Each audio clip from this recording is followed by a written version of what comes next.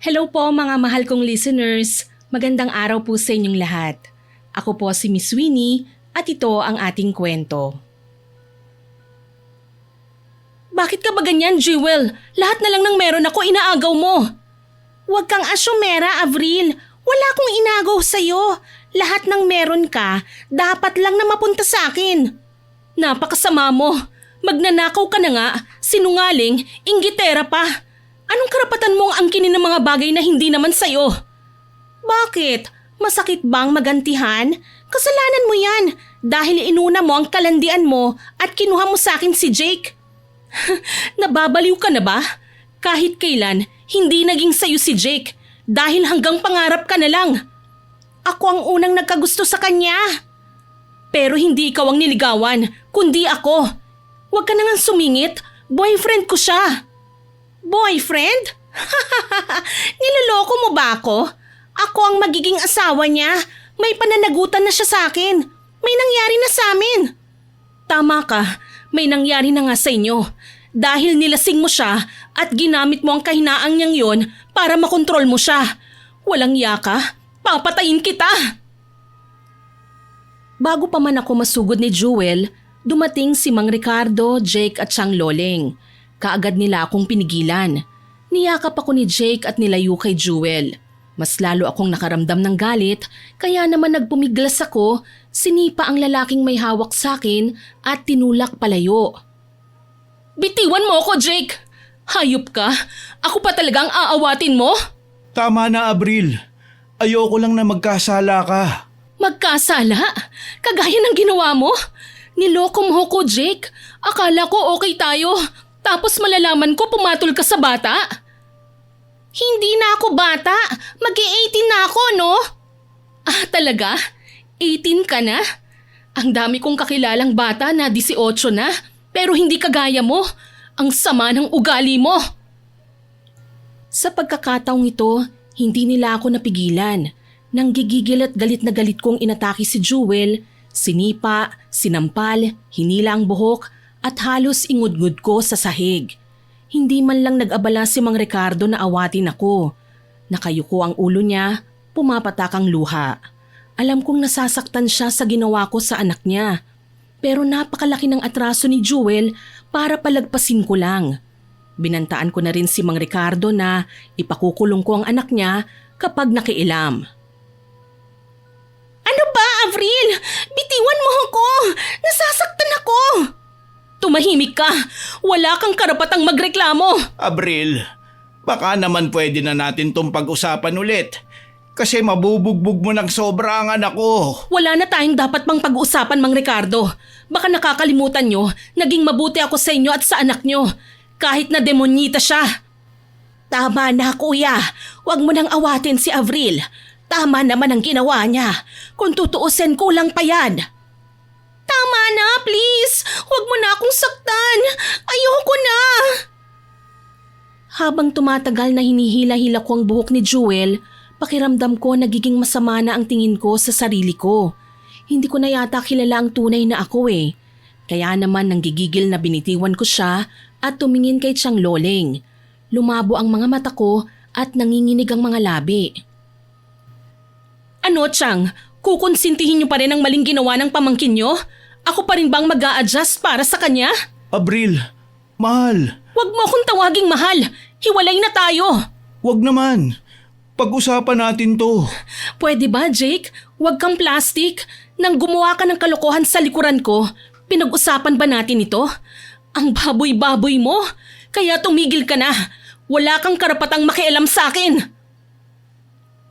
Kung may makakakita sa akin sa mga sandaling ito, iisipin nila na nababaliw na ako.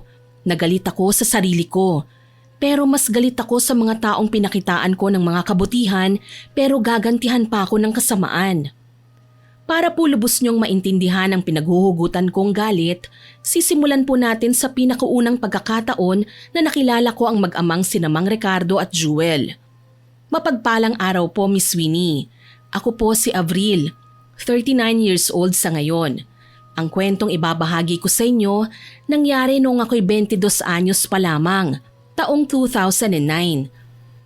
Nag-iisang anak lang po ako ng aking mama at papa. Madalas silang bumabiyahe abroad para sa trabaho. Kaya naman kinailangan nila akong ihanap ng yaya sa katauhan ni Tiyang Loleng para alagaan ako. Simula noon, nakagawian na nila ng mga magulang ko na ipagkatiwala ako kay Tiyang Loleng, pati na ang lahat.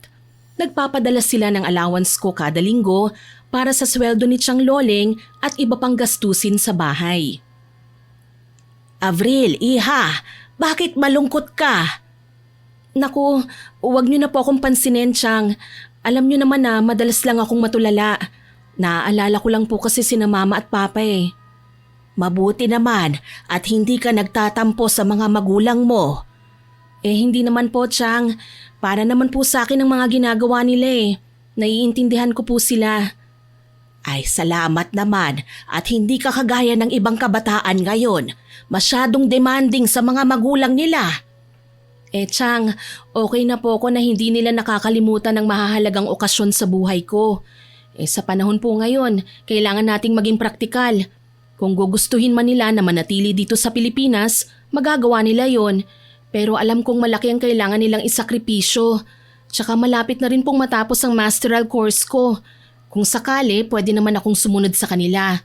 At thankful na rin po ako kasi dito pa rin po kayo hanggang ngayon. Nako, hindi mo ako kailangan pasalamatan, iha. Ginagawa ko lang ang trabaho ko. Sus, pareho na rin po yun, ano? Binabantayan niyo ako at kumikita naman kayo sa pagtatrabaho. Ay, tama ka naman dyan. Pero iha, may ipapakiusap sana ako sa iyo eh. Bakit po, Tiyang Loleng? Ano po yun? Naalala mo ba ang kapatid ko na madalas kong ikwento sa'yo? Si Kuya Ricardo? Lumuwas kasi siya dito sa Maynila kasama ang anak niya.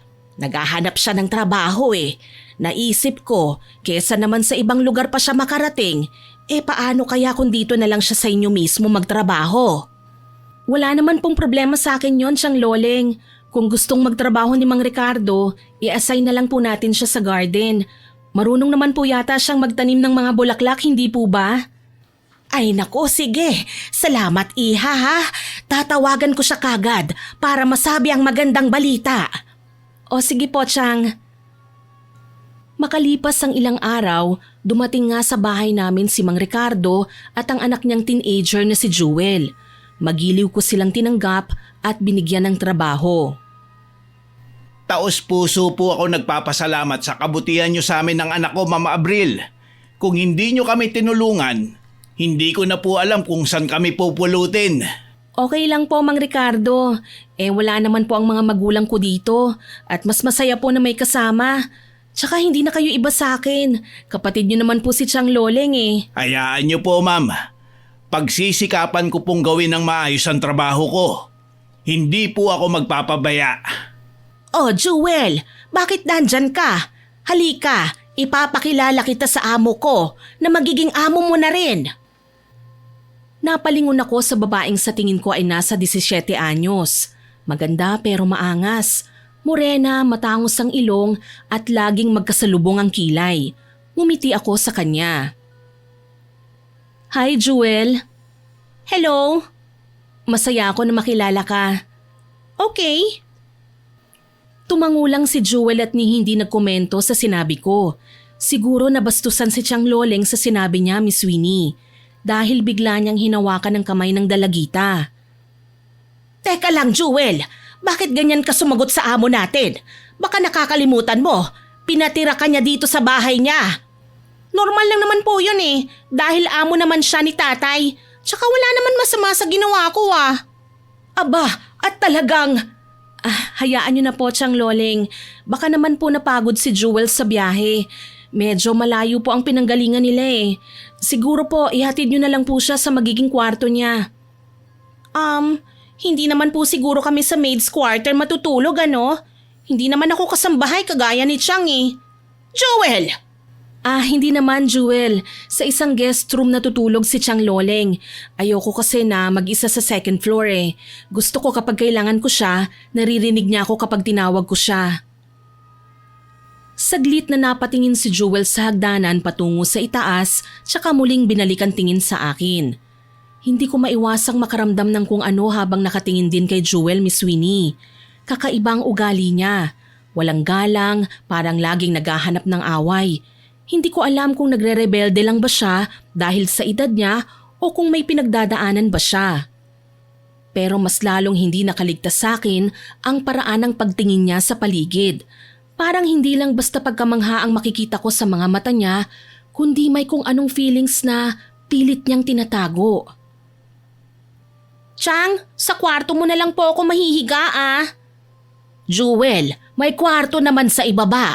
Doon ka na lang para may kasama rin ang tatay mo. Dalaga na po ako ngayon ah. Hindi naman po habang buhay na tatabi pa rin ako kay tatay. Gusto ko rin na maranasan magkaroon ng sariling kwarto. Napakarami mo talagang arte. Ikaw na nga ang pinatuloy sa bahay ng amo natin eh. Tsaka hindi ko naman sinabi na iisa kayo ng kwarto ng tatay mo. Ang sa akin lang, dito ka na sa ibaba matutulog. Kahit dun ka na malapit sa backdoor. Ay, Chang naman eh. Dahil hindi ako sanay na may nagdedebate sa loob ng bahay, naisip kong pagbigyan na lang si Jewel. Tutal naman matagal akong namuhay sa bahay na si Chang Loleng lang ang kasama ko. Siguro naman pwede kong maging pansamantalang nakababatang kapatid si Jewel habang hindi pa umuwi ang mga magulang ko. Napaisip ako bigla. Jewel, first time mo lang makapunta rito sa Maynila? Opo. Nag-aaral ka, hindi ba? May school ka na bang napiling pasukan? Wala pa po eh. Tsaka ang gusto ni tatay, sa mumurahing university lang ako papasok. Hindi ko makuha ang gusto kong kurso kasi wala doon. Hindi ko alam kung bakit pero parang may kumurot sa dibdib ko sa simpleng sagot niyang yun. Naalala ko nung papasok pa lang ako bilang first year college, pinapili ako nila mama at papa kung ano ang gusto ko. Wala nang issue. Basta binayaran nila ang tuition ko at sinabihan pa ako na kung may kailangan ako ay tawagin lang sila. Ibang-iba kay Jewel na walang choice dahil gipit sa pera at hindi afford ang magastos na kurso.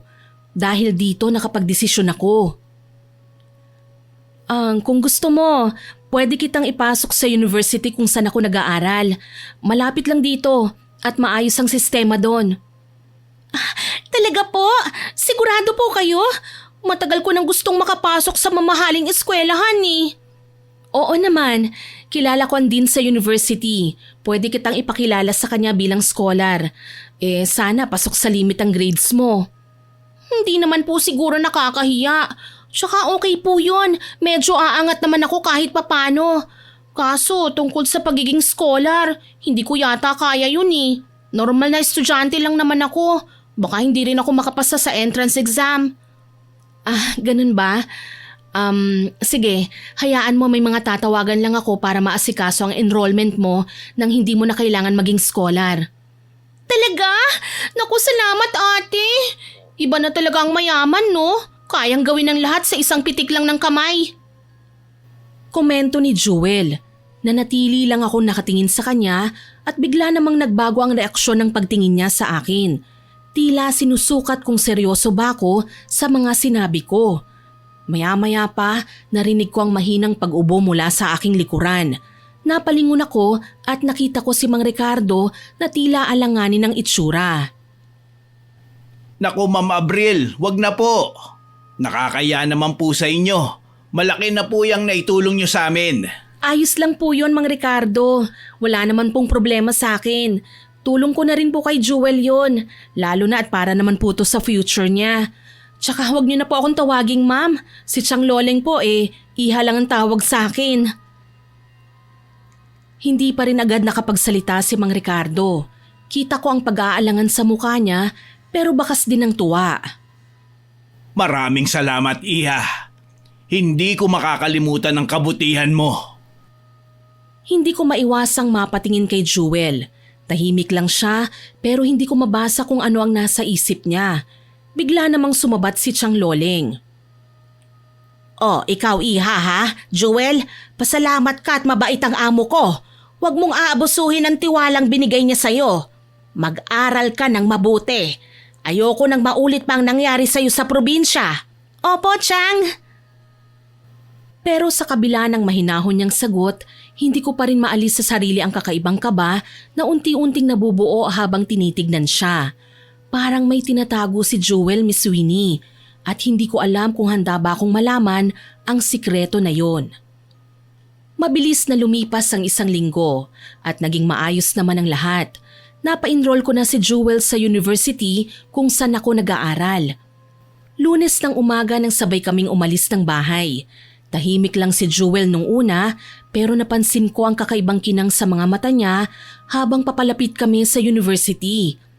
Pagkababa pa lang namin ng sasakyan, kaagad kong naramdaman ang pamilyar na tingin ng mga estudyante sa paligid.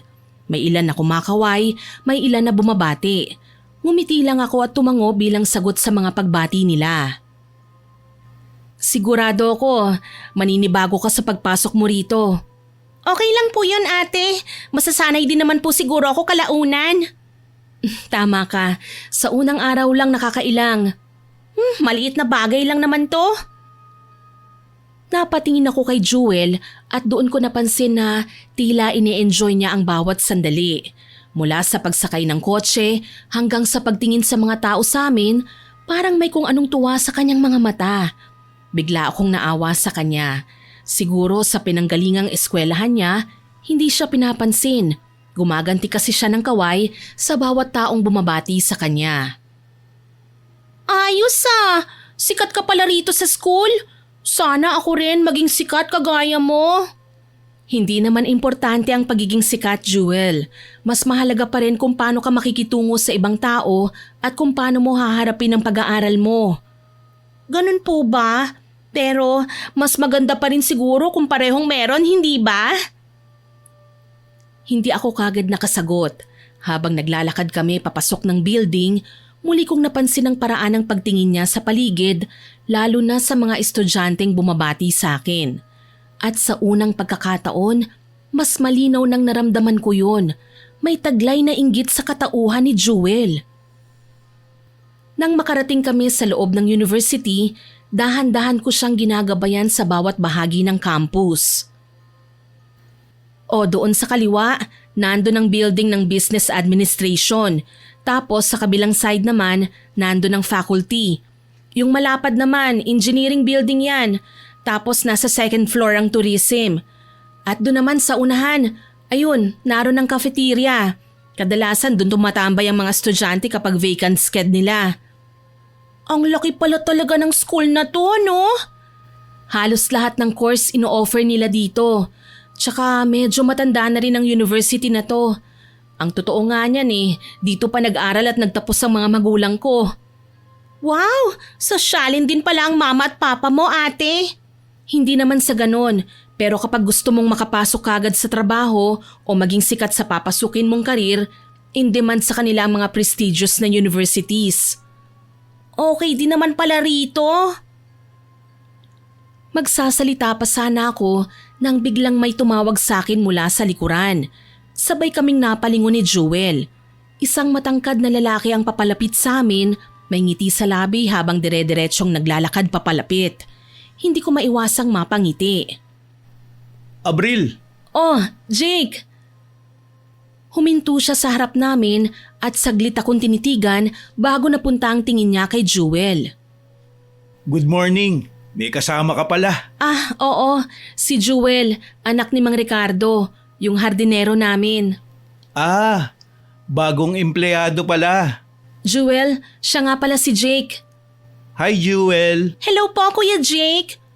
Hindi mo naman po sinabi, ate. May gwapo ka palang kaibigan. Hindi ko lang siya basta kaibigan. Ha? Manliligaw ko si Jake. Bahagyang nagbago ang ekspresyon sa mukha ni Jewel, pero mabilis din niyang tinago. Gusto ko sanang magkomento pero pinili kong hintayin muna ang sasabihin niya. Pakiramdam ko pa, dismayado siya sa narinig. Ah, ganun po pala. Oo, Jewel. Huwag ka mag-alala. Maganda ang eskwelahang ito. Sana magtagal ka dito, ha? Sigurado po yon.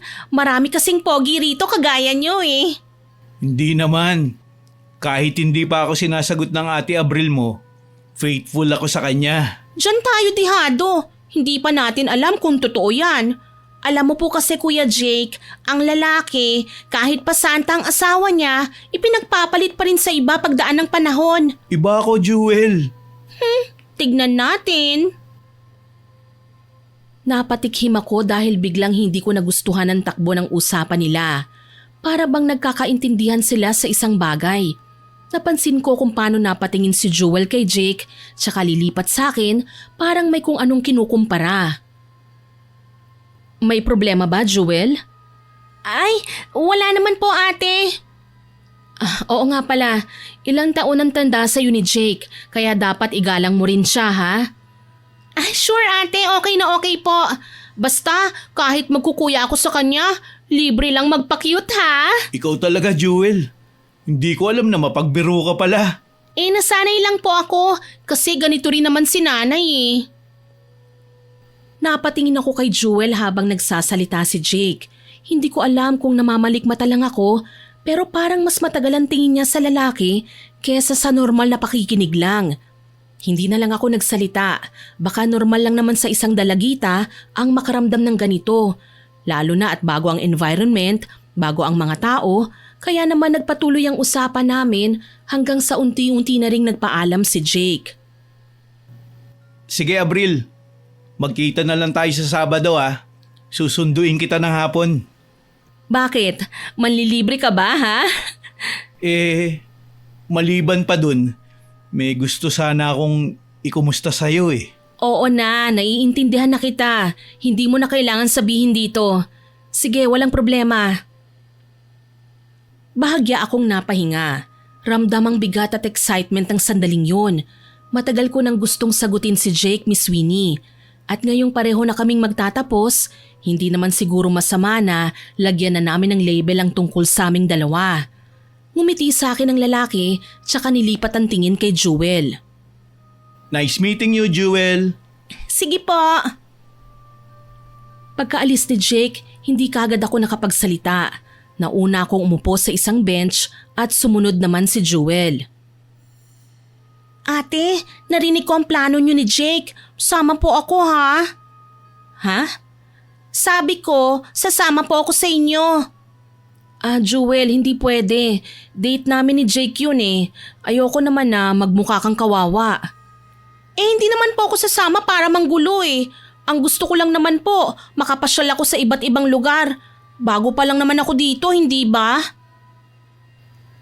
Saglit akong natigilan, Miss Winnie. Hindi ko alam kung bakit pero parang may ibang plano si Jewel kung bakit gusto niyang sumama. Hindi ko lang maitanong sa kanya eh. Sa totoo lang po, ginagawa ko nga ang best ko para maging mabait sa kanya eh. Pero sa pagkakataong ito, parang abuso na eh. Napatingin ako sa kanya, tsaka ko muli binalik ang tingin sa dinadaanan ni Jake na ngayon ay papalayo na. Hindi naman sa ganon, pero nag-aalala ako na baka ma-out of place ka lang. Okay lang po yun. Sanay naman po ako sa ganun eh. Sa amin nga sa probinsya, iniiwan lang ako ni tatay ng umaga. Tapos, uuwian niya ako gabing-gabi na. Hindi pa rin ako sumagot. Ayokong dalhin si Jewel, Miss Winnie. Sigurado ako na hindi magiging perfect ang date namin ni Jay kung nandyan siya. Siguro, hihintayin ko na lang na dumating ang araw ng Sabado. Pagkagising ko nga sa umaga, tsaka ko na lang tatanggihan si Jewel.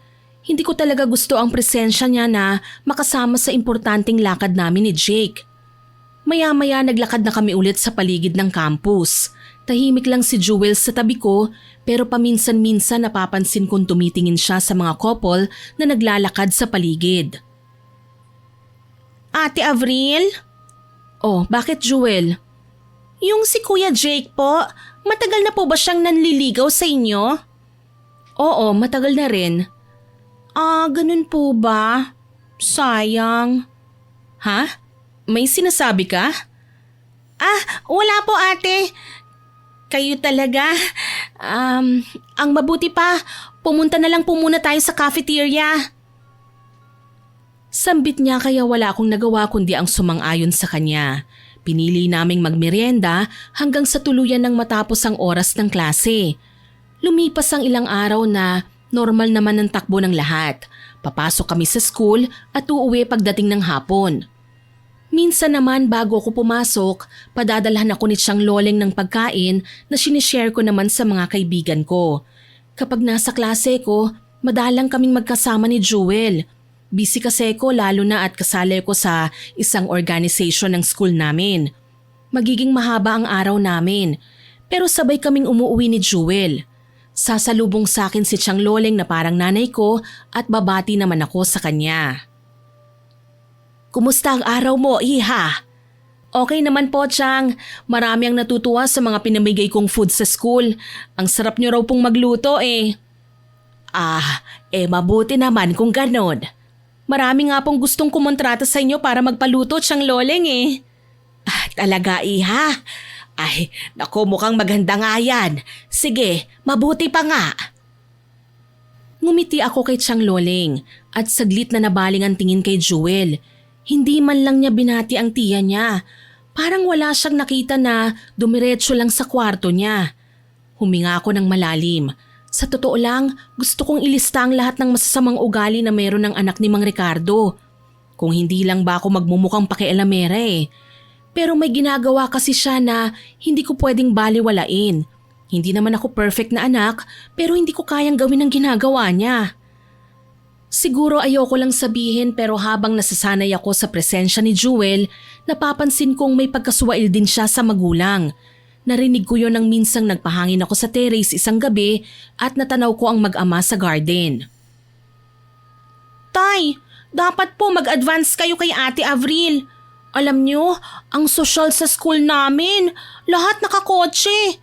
Ako lang ang nakikisakay eh. Sana naman kahit motorsiklo ibili mo ko. Hindi yun ganun kadali, anak.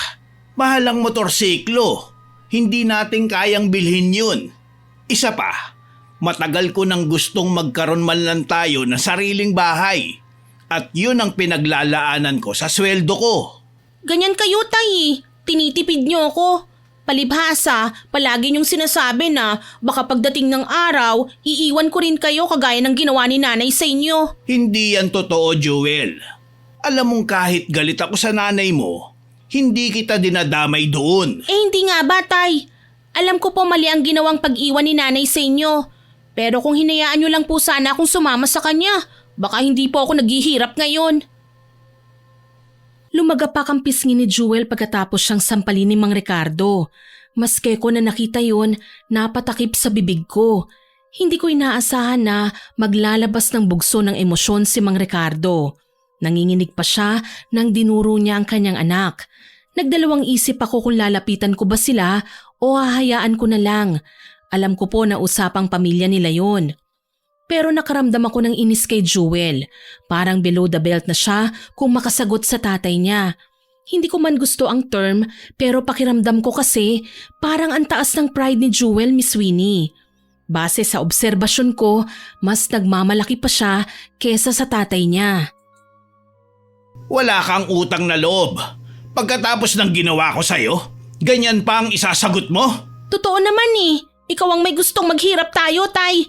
Si nanay sigurado ako marami ng pera. May sariling bahay at kotse. Dahil kabit siya. At may posibilidad pa na ibenta ka rin niya. Hindi mo alam kung gaano kita ipinaglaban, huwag ka lang mapariwara. Hindi mo kilala ang mga taong akala mo magbibigay sa'yo ng kaginhawahan. Di sana hinayaan nyo na lang akong mamatay kesa naman habang buhay akong maiinggit sa mga taong nagagawang maging masaya ang kinabukasan nila. Dito na ako hindi nakapagpigil, Miss Winnie. Sa parte ko kasi, kahit hindi ako lumaki sa piling nila mama at papa ko, sobrang pasasalamat ko sa kanila kasi hindi nila ako pinabayaan. Tapos si Jewel, ganito lang kung sagutin ng tatay niya. Nagmamadali akong bumaba papunta sa garden. Jewel, tama na! Abril, Iha! Pasensya na po kayo ha kung sasabat ako sa usapan nyo ng anak nyo, Mang Ricardo. Pero napagtanto ko kasi na mali na sinasagot ka ni Jewel. Ano pang pakialam mo, ate? Oo, amo ka lang ng tatay ko, pero wala kang karapatang sumali sa usapan namin. Bastos ka, Jewel! Nagulat ako nang aangat na naman sana ang kamay ni Mang Ricardo. Sa pag-aakalang sasaktan na naman niya si Jewel, hinarang ko na ang sarili ko. Mang Ricardo, tama na po. Huwag niyo nang pagalitan si Jewel. Ang mabuti pa ho, magpahinga na muna kayo. Ako na lang po ang kakausap sa kanya. Pero Iha, Huwag po kayong mag-alala, kakausapin ko lang siya. Tumango si Mang Ricardo pero mabagal pa siyang humahakbang palapit kay Jewel. Dahan-dahan niyang inaangat ang isa niyang daliri tsaka pinagbantaan si Jewel. aalis ako ngayon dahil nakiusap sa akin ang amo ko na nagpapaaral sa'yo. Pero tandaan mo, Jewel, huwag mong itatrato si Abril kagaya ng pambabastos na ginawa mo sa akin. Ay naku, Tay! Jewel, tumahimik ka na. Irespeto mo naman ang tatay mo. Nakita ko pang tinaasan ako ni Jewel ng kilay pero hindi ko na yun pinuna pa. Pinaupo ko siya sa bench at saka ako nagsalita. Bakit mo naman pinagsalitaan ng gano'n ng tatay mo? Ano naman po ang ibig niyong sabihin, ate? Na okay lang na maging mahirap kami dahil lang sa paninindigan niya? Alam mo ang mga magulang, nag-iisip yan kung paano mapapabuti ang buhay ng mga anak nila.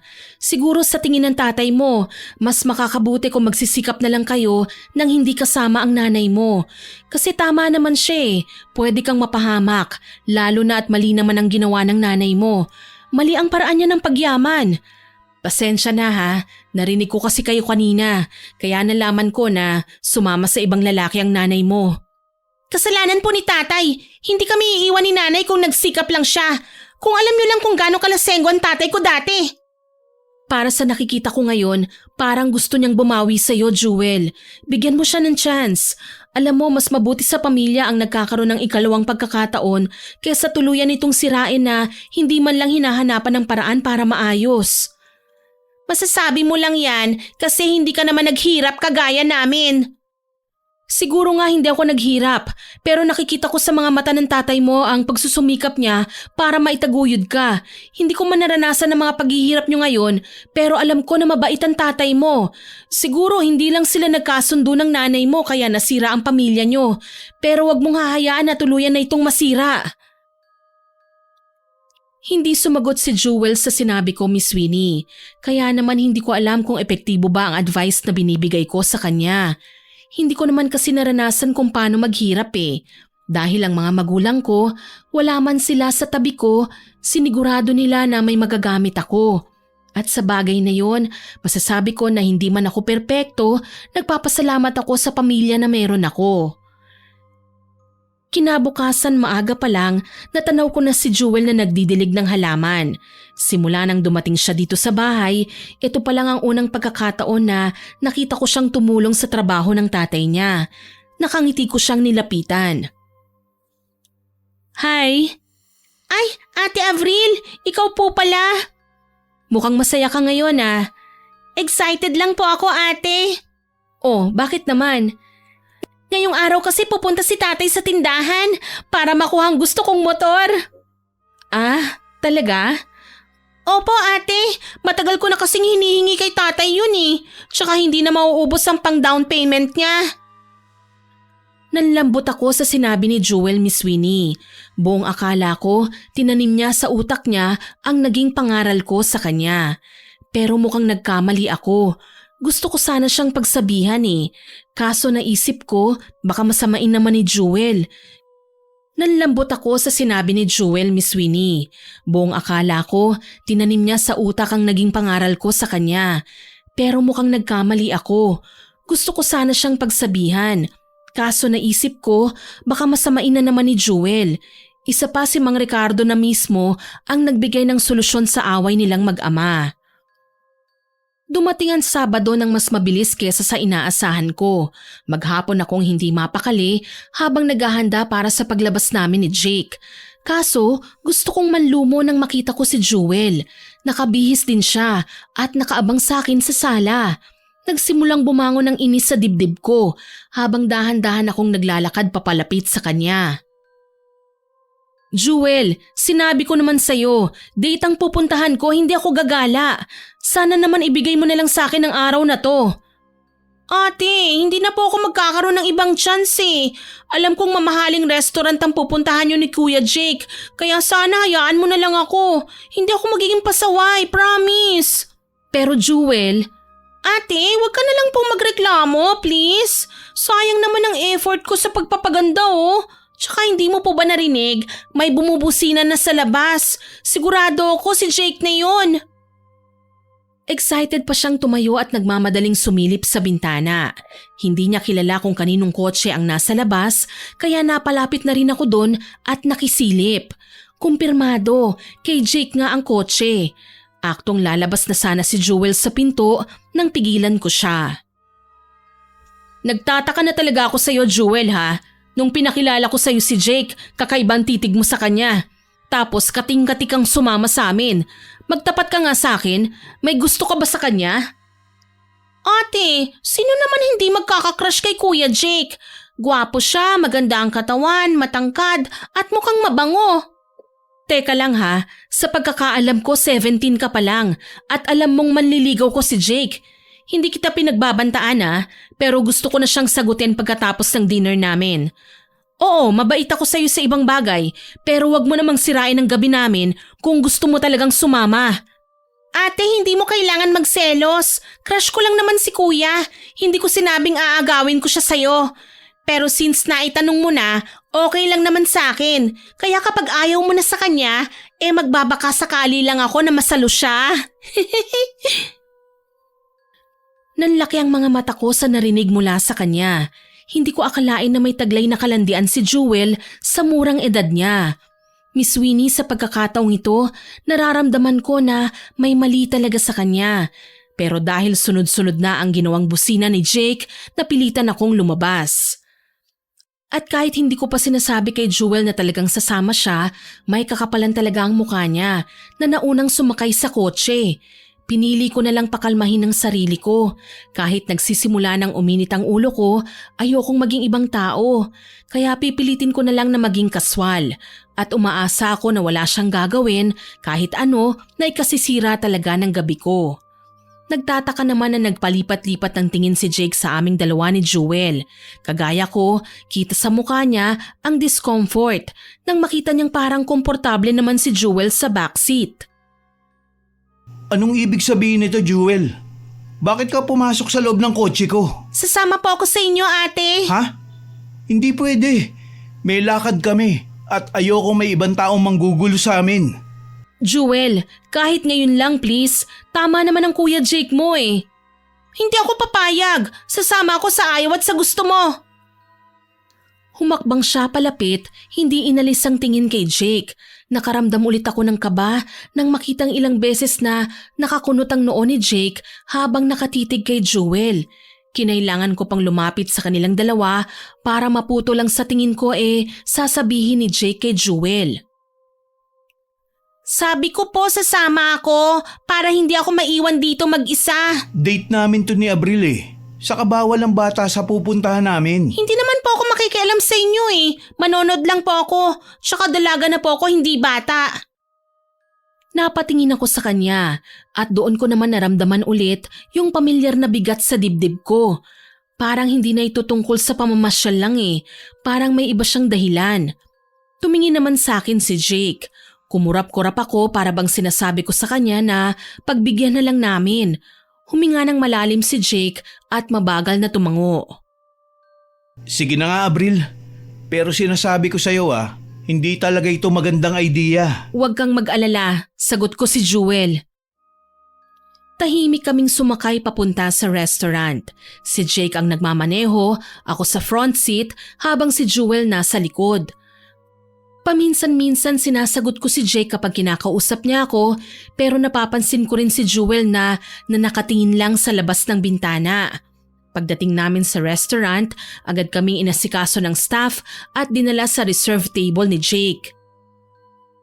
Dito tayo. Pinahanda ko na to para sa atin. Oo nga pala, flowers para sa'yo. Sambit ko at nilanghap pa ang amoy nun. Tahimik lang si Jewel nang makaupo kami sa mesa at agad na kinuha ni Jake ang menu para sa akin. Ako na ang pipili ng pagkain mo Alam ko naman ang paborito mo Sige, salamat ha. Wala yun. Kahit ano ang hilingin mo, ibibigay ko para sa'yo. Nako, grabe ka naman. Seryoso ako. Hay nako, ikaw ang bahala. Jewel, anong gusto mo? O orderan na rin kita. Kahit ano na lang po. Tumango ako at ako na mismo ang nag-order para sa kanya. Lumipas ang ilang minuto, dumating na rin ang pagkain. Pero pagkahain sa harap ni Jewel, bigla siyang natigilan. Ay, hindi po to pwede. Allergic po ako rito eh. Ha? Pero sabi mo kanina kahit na ano. Sige, ako na lang ang mag-aayos ng order mo. Okay lang po. Samahan nyo na ng dessert ha. Saglit kaming natigilan ni Jake. Napatingin ako sa kanya at bago pa ako makasagot, nagsalita na si Jake. Sige, pero ililipat ka na lang namin sa ibang table. Ha? Pero bakit? Walang imik si Jake pero halata ang pagkairita sa mukha niya. Kahit papano hindi ko maiwasan na matuwa para kasing may nabunot na tinik sa dibdib ko nang mailayo sa amin si Jewel. Para may privacy kami ni Abril. Hay nako, sige na nga. Tahimik si Jewel habang tinatayo siya ng staff at nilipat sa isang solo table. Medyo malayo sa amin. Mula sa pwesto niya, tanaw na tanaw niya kami. At habang nakaupo ako sa harap ni Jake, unti-unti kong nararamdaman ang pagbabago ng paligid. Abril, alam mo, matagal na kitang gustong kausapin ng seryoso eh. Jake? Will you be my girlfriend? Oo, Jake. Salamat, Abril. Hindi mo lang alam kung gaano mo ako pinasaya. Mahal kita. Mahal din kita, Jake. Ngumiti siya, tsaka hinawakan ng maayos ang kamay ko. Sa malayong mesa, nakita kong biglang tumigil si Jewel sa paggalaw. Hindi siya kumain, pero kitang-kita ko ang mahigpit niyang pagkakuyom ng kamay sa gilid ng mesa. Sa unang pagkakataon, hindi na niya kailangan pang magpaliwanag. Ramdam ko na, may gusto siya sa boyfriend ko. Simula noon, hindi na ako nakampante pa.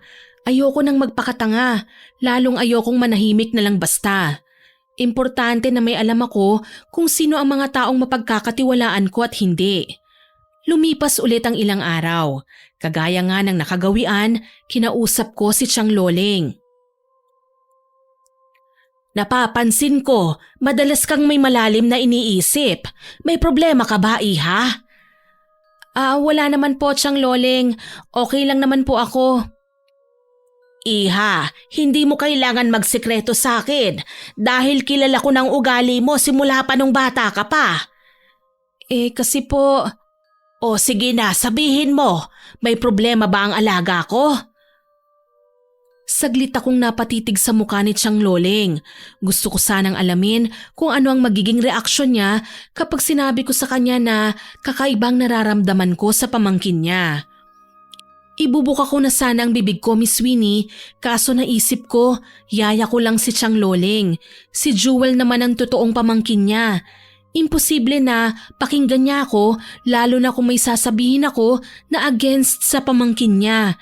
Baka magalit siya sa akin. Kaya ngumiti na lang ako at hinawakan ang kamay niya. Siguro kung may napansin man ako kay Jewel, o obserbahan ko na lang muna ng tahimik.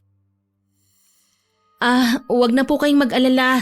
Wala naman po talaga akong problema, Chang Loleng. Sigurado ka ha? Alam mo naman na hindi ako nakakatulog sa kakaisip kapag may gumagambala sa'yo. Huwag po kayong mag-alala. Magsasabi po ako. Nasan po pala si Jewel? Ay oo iha, pasensya ka na ha. Siya muna ang pinaglinis ko ng kwarto mo. Wala namang pasok ngayon. Hindi naman siguro mabigat para sa kanya ang tumulong-tulong dito sa bahay. Nakakahiya din naman dahil libre na nga ang pagpapaaral mo sa kanya tapos aasta pa siyang senyorita. Para po sa akin sang-ayon ako dyan. Kasi habang lumalaki po tayo, hindi naman porke nakukuha natin ang mga bagay na sa isang pitik lang ng kamay, kailangan na nating makampante. Dapat matuto rin po tayo ng mga bagay-bagay. Tama ka dyan, iha. Pero maiwan na muna kita ha at may gagawin pa ako. Sige po. Umakyat ako sa taas para magpahinga. Kaso hindi ko inaasahan na sa pagpasok ko sa kwarto, agad akong matitigilan. Nagkalat ang mga damit ko sa ibabaw ng kama. May ilan na halatang nasukat, may iba na hindi maayos ang pagkakatiklop. Jewel? Sa sandaling yon, lumapit sa akin si Jewel galing sa banyo, bahagyang hindi mapakali ang ekspresyon. Ate, sorry po ha. Bakit nagulo ang mga damit ko? Naiinggit po kasi ako sa mga damit mo eh. Kaya sinubukan ko lang pong isukat. Ang daming kasya eh. Hindi ako kagad nakapagsalita. Nainsulto ako sa ginawa niya. Personal kong gamit ang pinagsusukat niya. Pumikit ako ng mariin tsaka huminga ng malalim. Nang dumilat ako ulit, nabaling ang tingin ko sa tokador, nanlaki ang mga mata ko. Pati ang makeup ko nakakalat, mga alahas at ipit sa buhok. Hindi pa nakontento si Jewel. Ang mga sandals ko sa shoe rack nagalaw rin. Jewel, bakit mo pinakialaman ang mga gamit ko? Ate, hindi ka naman po siguro magagalit, hindi ba? Maliit na bagay lang naman to eh. Sinukat ko lang, hindi ko naman po ninakaw. Kahit na, personal na gamit ko ang mga yan. Hindi mo dapat na pinakikialaman. Tsaka amo mo ko, Jewel. Hindi mo dapat sinisira ang privacy ko. Sorry na, okay? Hindi ko naman po gustong magalit ka eh. Sa pagkakataong yon, narinig pala ni Chang Loleng ang usapan namin ni Jewel. Pumasok siya sa kwarto ko at namewang na tinitigan ang kanyang pamangkin. Ano bang nangyari, Avril, iha? Bakit nagkakagulo kayo rito? Grabe ka naman, Ate Avril. Yan bang pa-thank you mo sa paglilinis ko sa kwarto mo? Wala naman akong ninanakaw ah. Hindi ko naman sinabing may ninakaw ka, Jewel. Ang sa akin lang, kahit na ano pang dahilan mo, mali pa rin ang ginawa mo. Kung hindi lang mabait ang amo natin, baka ipinakulong ka na, Jewel. Sumama ang tingin ni Jewel kay Chang Loleng. Kita ko sa mukha niya na gusto niyang sumagot, pero imbis na gawin yun, nagdadabog siya paalis. Ni hindi man lang siya nagsorry. Nakakainis pang isipin na ako pang ginawa niyang masama. Nang maiwan kaming dalawa ni Chang Loleng, nag-aalala niya akong nilapitan. Hindi ko alam na ganito ang gagawin niya sa mga gamit mo, Avril. Ako na ang humihingi ng pasensya. Okay lang po, Chang Loleng. Nagalit ako. Pero naisip ko rin, bata pa siya. Normal lang na ma-curious siya ng ganito. Huwag na po natin siyang pagalitan ng sobra. Ayoko lang kasing nakakaabala siya sa'yo, iha. Tsaka nakakahiya ang ginawa niya. Hayaan niyo na po. Narinig ko ang pagtatalo nila Jewel at Mang Ricardo nung araw eh. Naiintindihan ko kung gaano siya kagustong magkaroon ng mga gamit. Bahagyang natahimik si Chang Loleng, pero halata ang hindi niya pagsang-ayon. Gayunpaman, natuwa pa rin ako nang bago ako makapagsalita, bumalik si Jewel sa kwarto ko. Nakayuko ang ulo. Jewel, nagalit ako, pero wala akong planong magtanim ng sama ng loob. Kung gusto mo ng damit, sabihin mo lang sa akin, okay?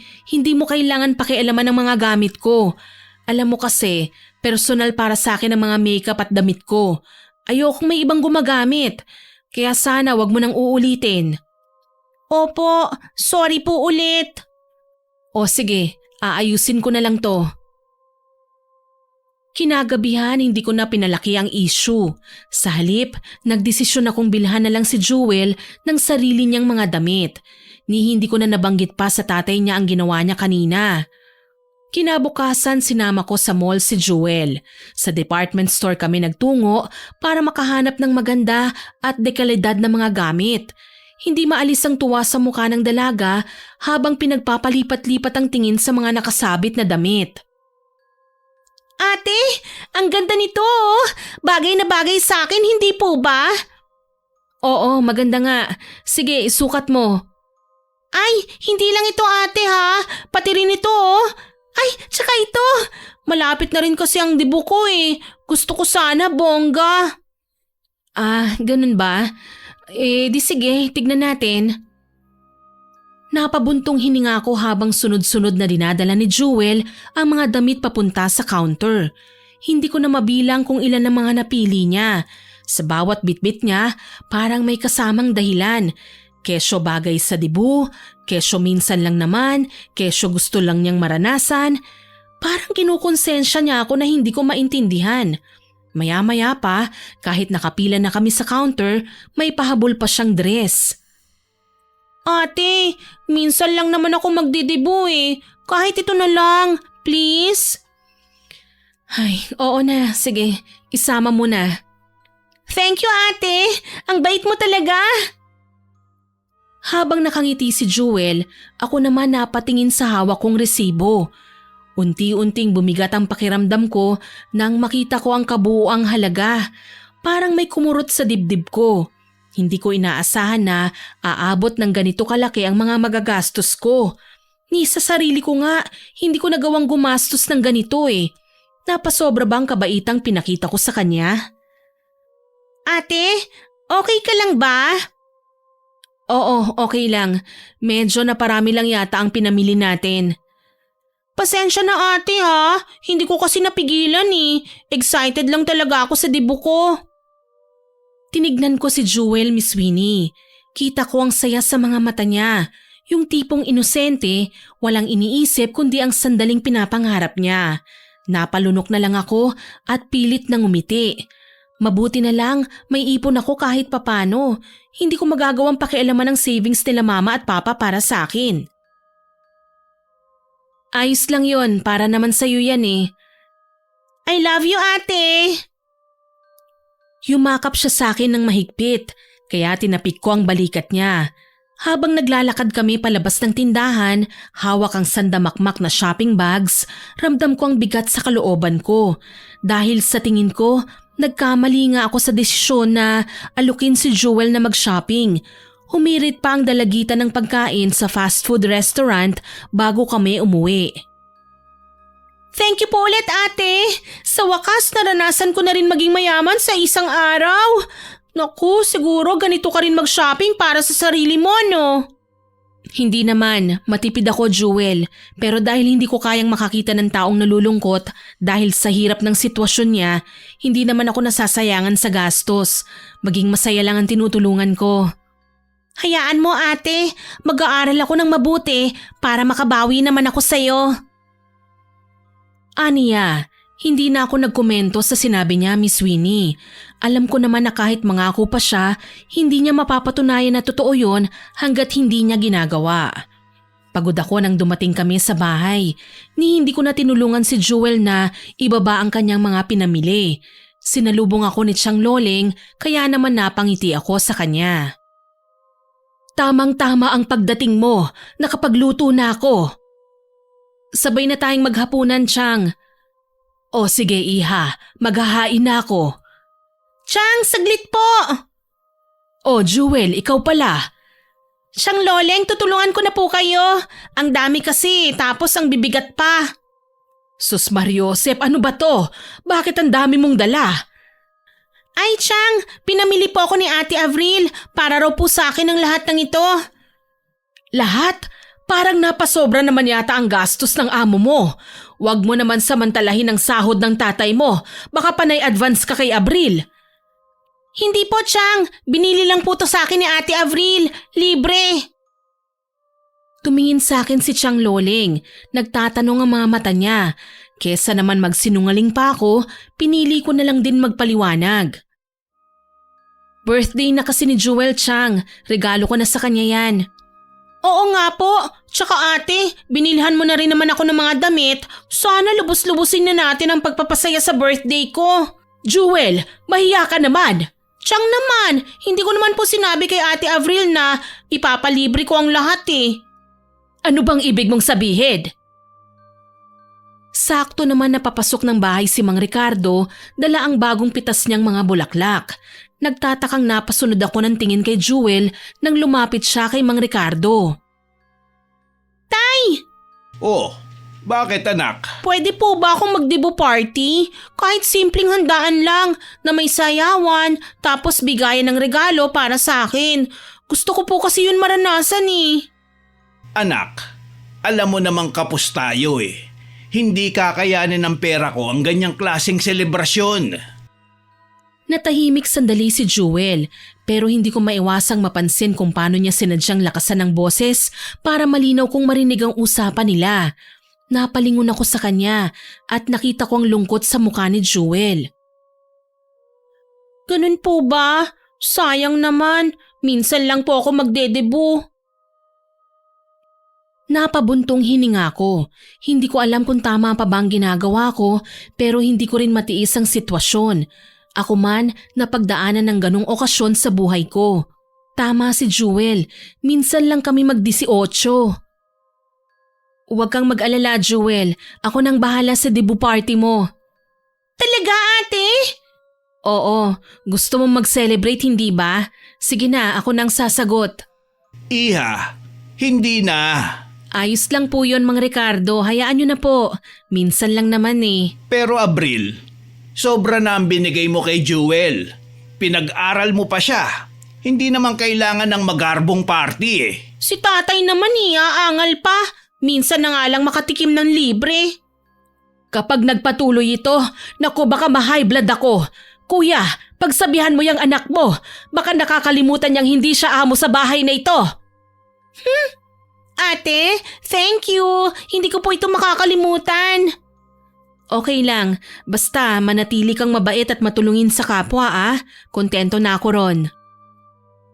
Naging abala ako ng mga sumunod na araw. Napapadalas ang lakad ko dahil sa pag-o-organize ng 2 party. Para sa Thanksgiving party ko at sa debut ni Jewel. Naayos ko ng catering pati ng decorations at souvenirs. Nagpatulong ako kay Chang Loleng para sa ibang gawain. Kinailangan ko pa siyang tawagan para masiguradong okay na ba ang lahat. Saglit kaming nag-usap sa telepono. Chang Loleng, siguraduhin yung maayos ang mga gamit para bukas Mag-ibang function room po ang gagamitin sa 2 celebration. Iisang hotel lang naman ang venue. Huwag kang mag-alala, iha. Nakahanda na halos ang lahat.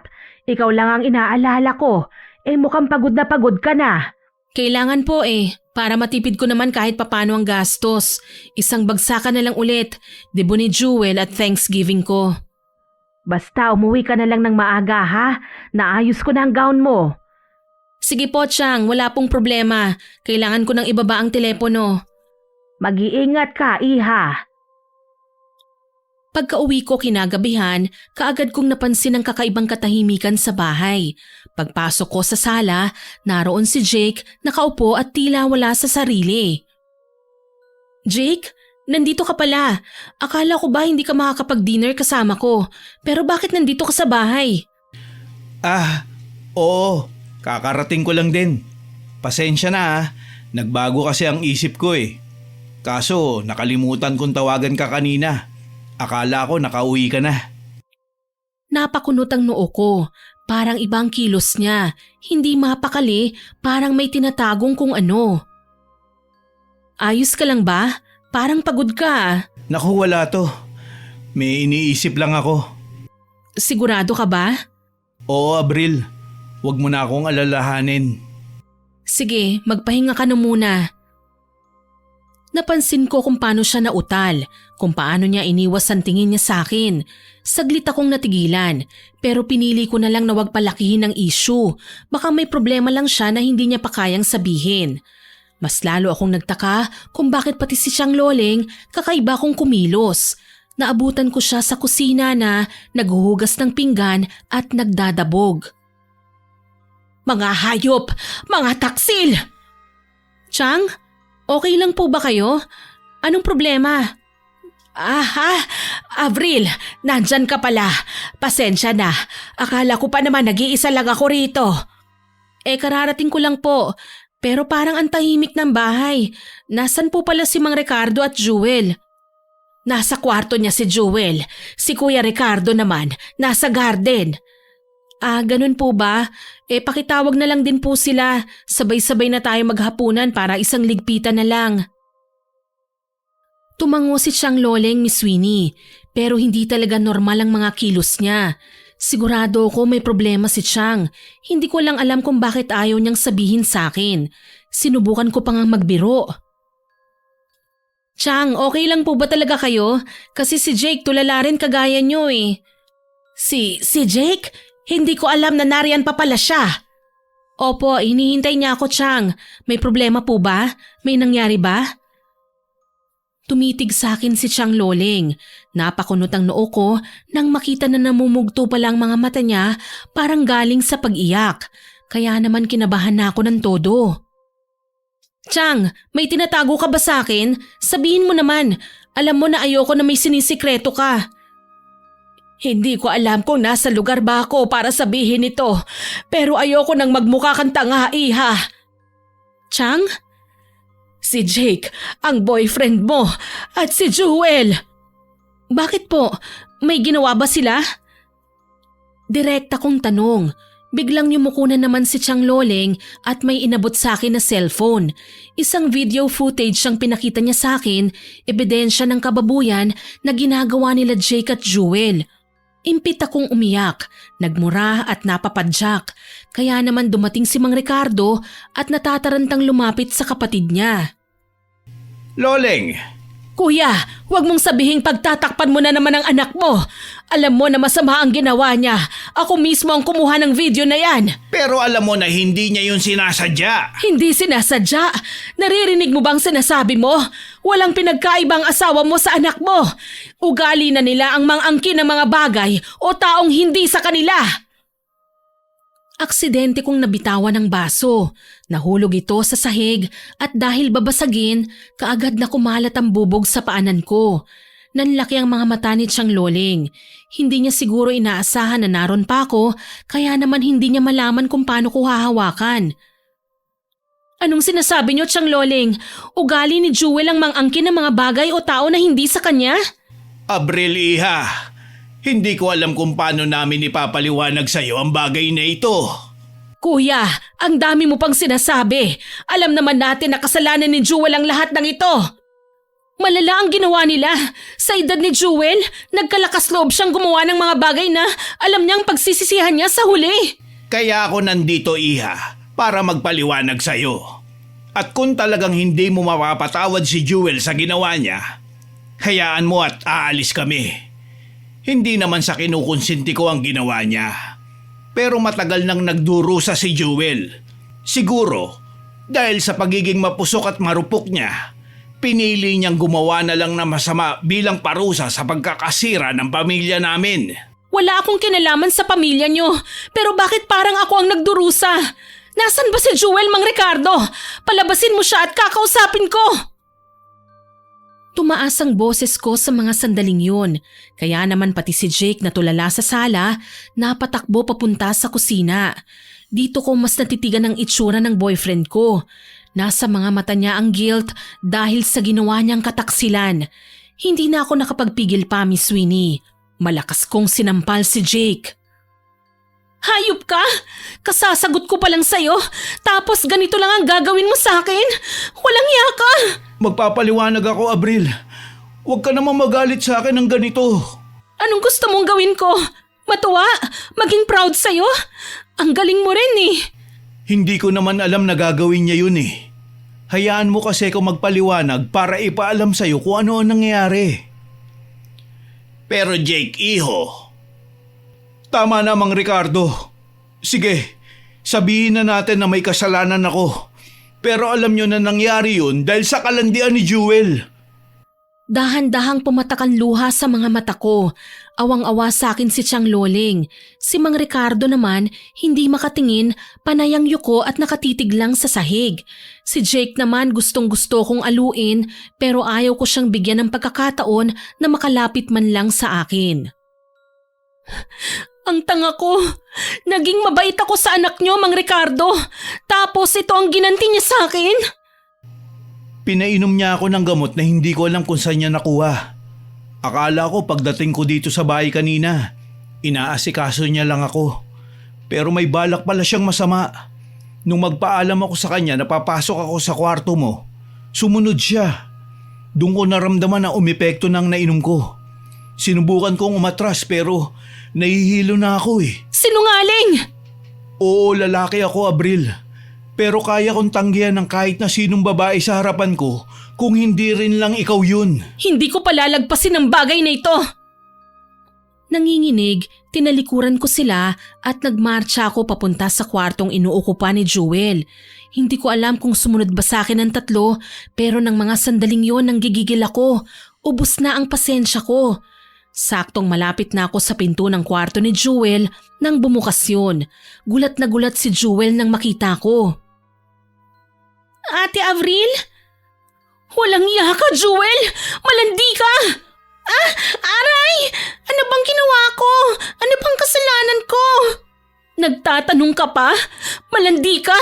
Ang bata-bata mo pa, pero pumatol ka sa lalaking may girlfriend!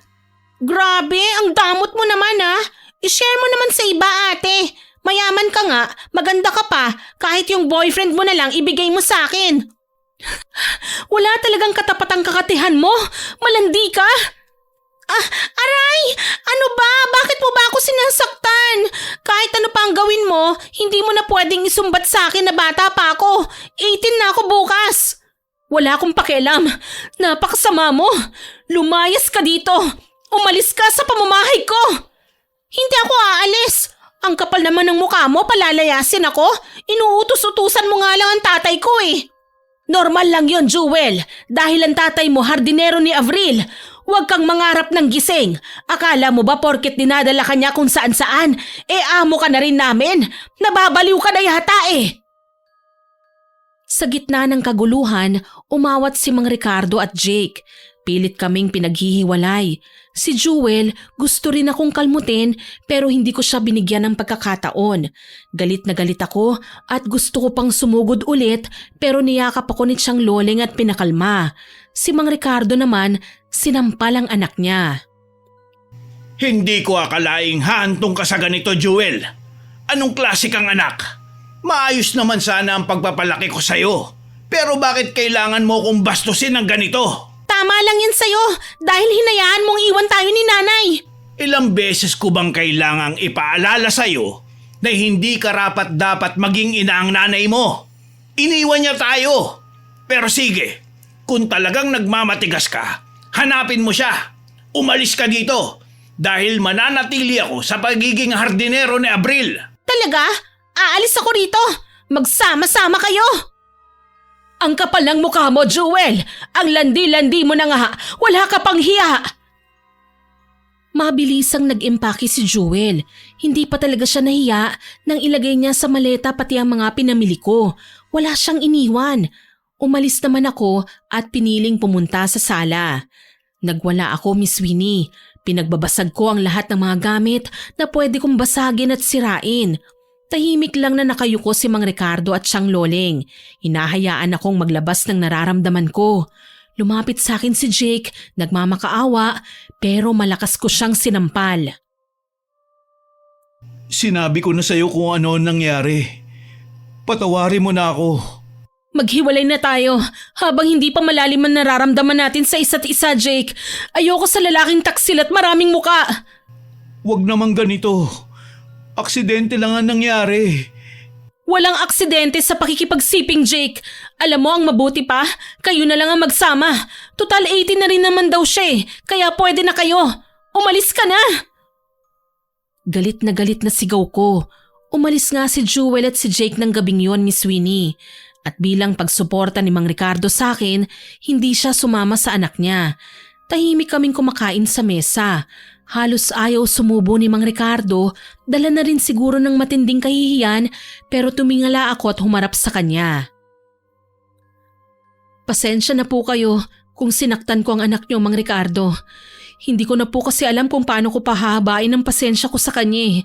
Alam kong may nakikita akong mali kay Jewel dati pa, pero naisip ko na baka may problema lang siya, na baka pwede ko pang ayusin kung anong mali sa kanya.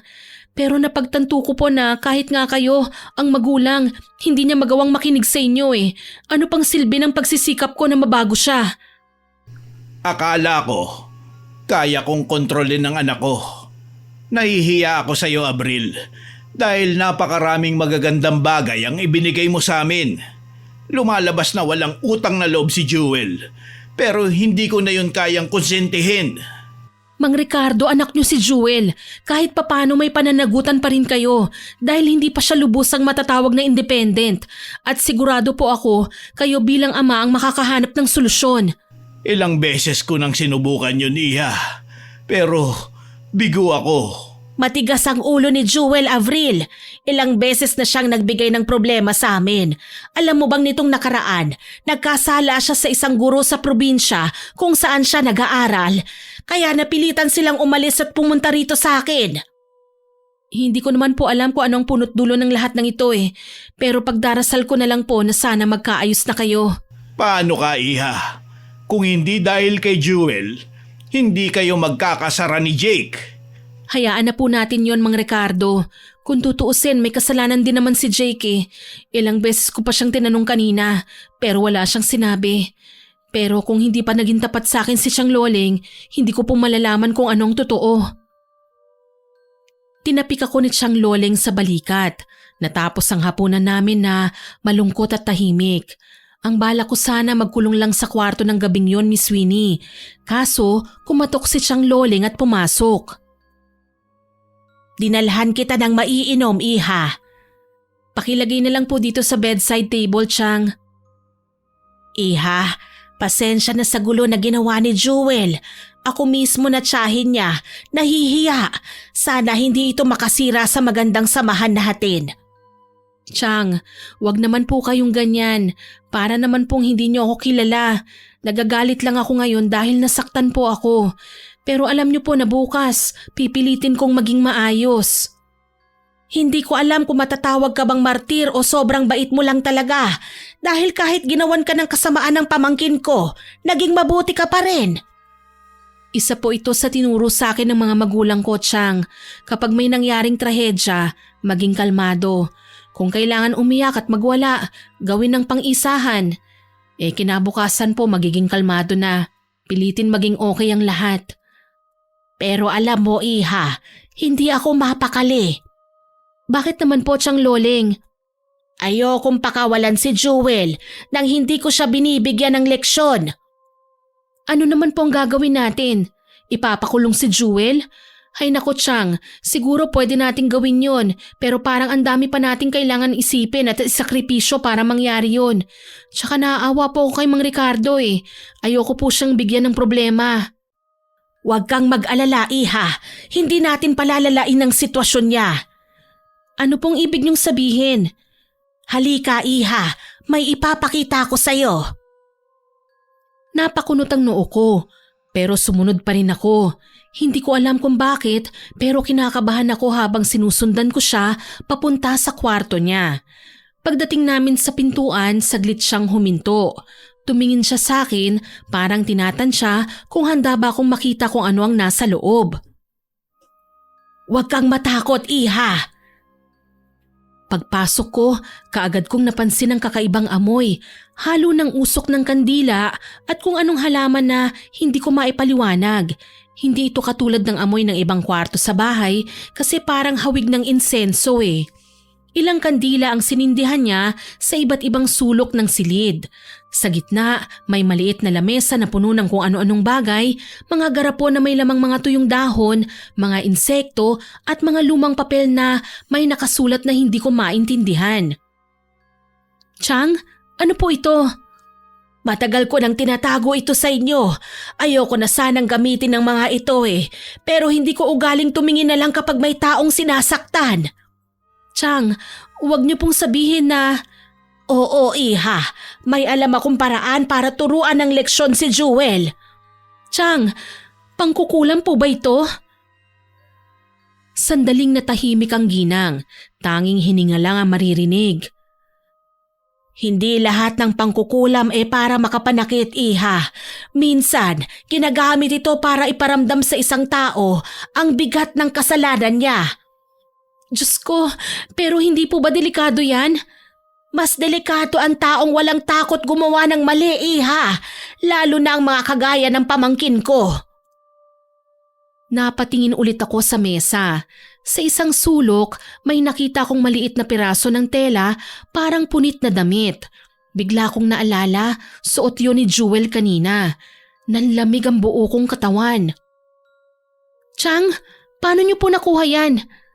Umalis siya kanina, kaya nagkaroon ako ng pagkakataon para kunin ang ilan sa mga gamit niya. Ano pong mangyayari kay Jewel? Hindi kagad siya sumagot.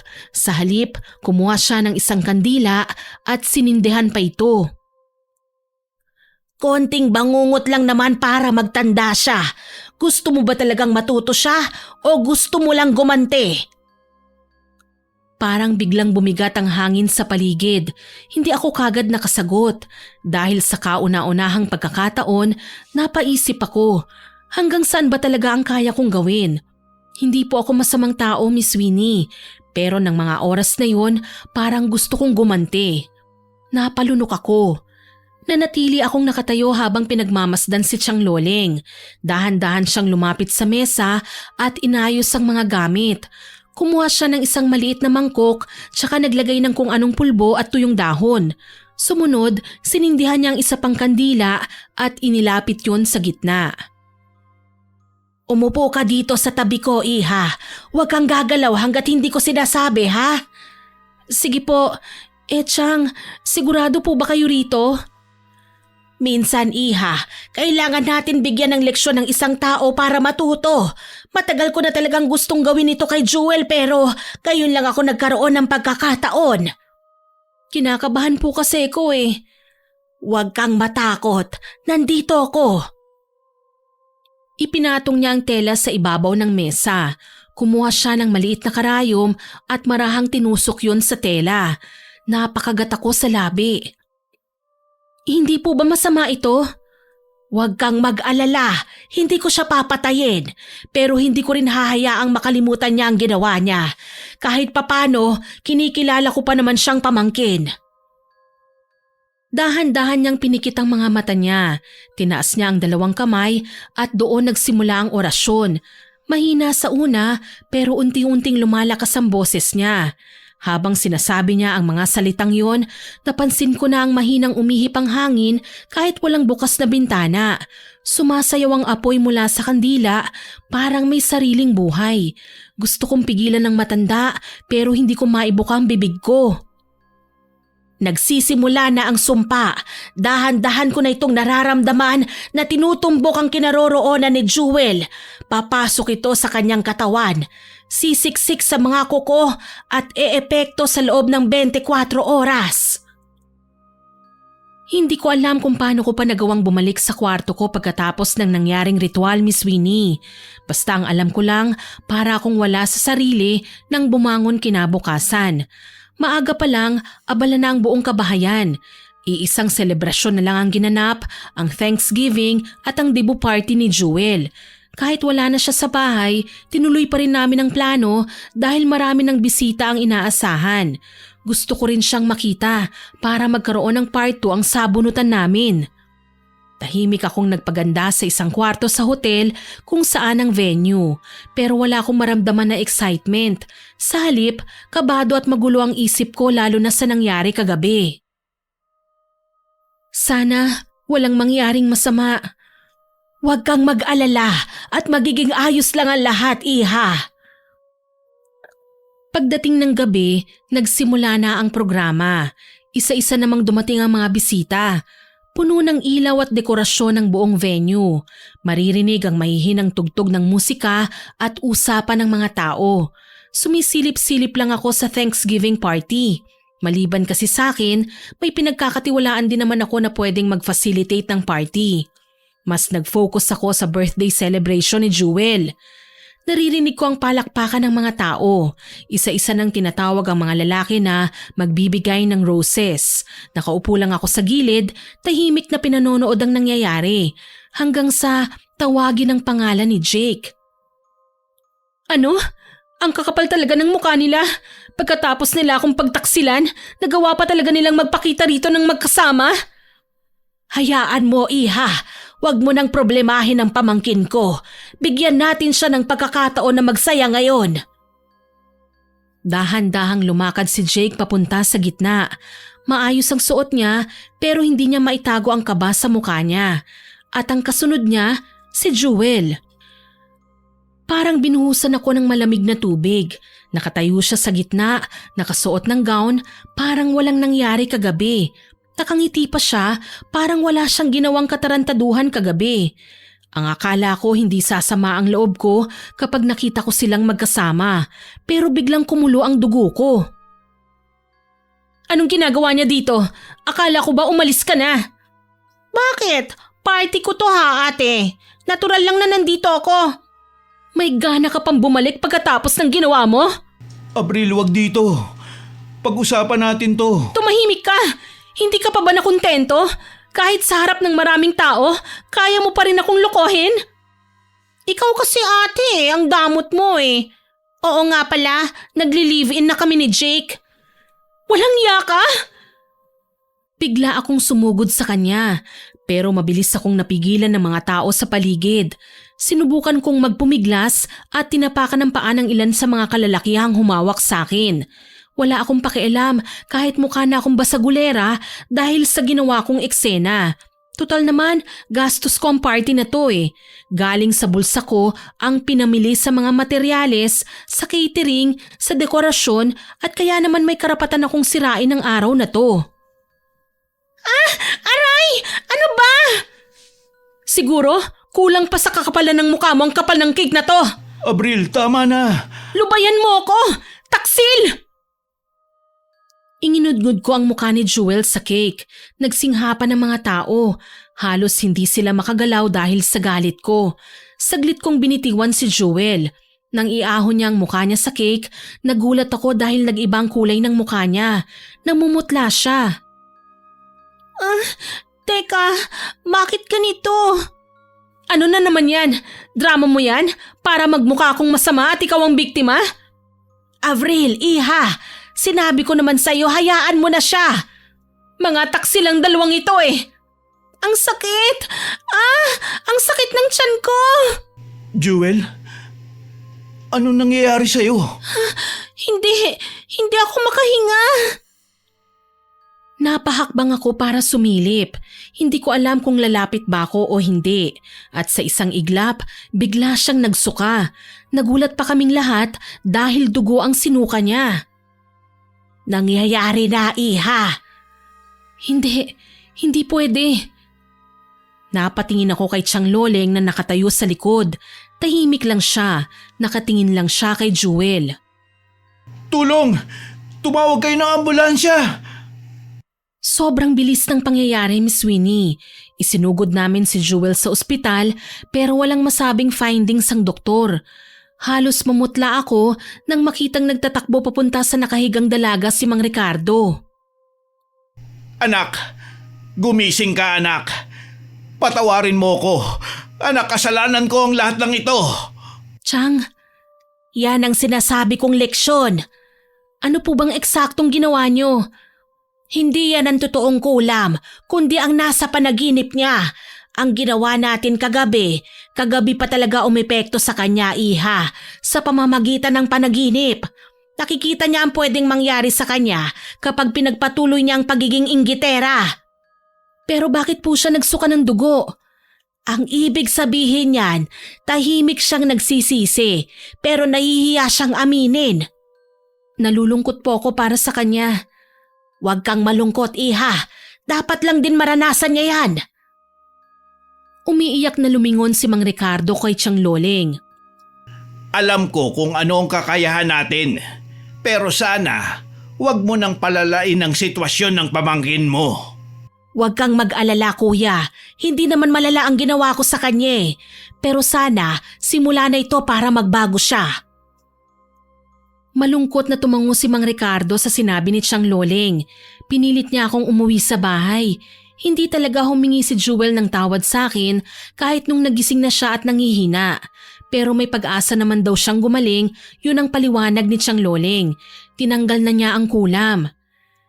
Ilang beses din akong dumalaw pero hindi niya ako kinikibo, Miss Winnie. Kaya naman tuluyan na rin akong sumuko. Tutal hindi naman ako ang nauna eh. Sinabi ni Mang Ricardo, masama daw ang loob ni Jewel sa akin dahil nakipagsabuatan ako kay Chang Loleng para saktan siya. Hindi rin nagpaalam ng maayos si Jewel sa akin nang magpasya si Mang Ricardo na bumalik na lang sila sa probinsya. Siguro po may ganito talaga sa buhay natin. May mga taong darating at mawawala na rin sa maikling panahon. Hindi man ako ang naging masama sa kwentong ito, pero nakukonsensya ako dahil alam ko na may parte sa akin na minsan ginusto ko ring gumanti. Sana po may makuhang aral sa kwento ko ang lahat ng mga nakikinig na kahit gaano pala kasama ang ginawa natin sa kapwa, iwasan pa rin natin ang gumanti. Sa ngayon po may asawa na po ako pero hindi si Jake ang nakatuluyan ko. Nandito pa rin si Chang Loleng at nagsisilbi sa akin bilang yaya naman ng anak ko. Nawala na po ako ng balita kay Jewel nang mapag-alaman kong nabuntis noon sa anak ni Jake.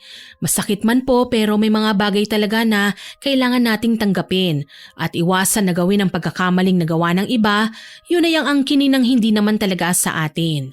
Hanggang dito na lamang po, more power po sa inyong channel at God bless.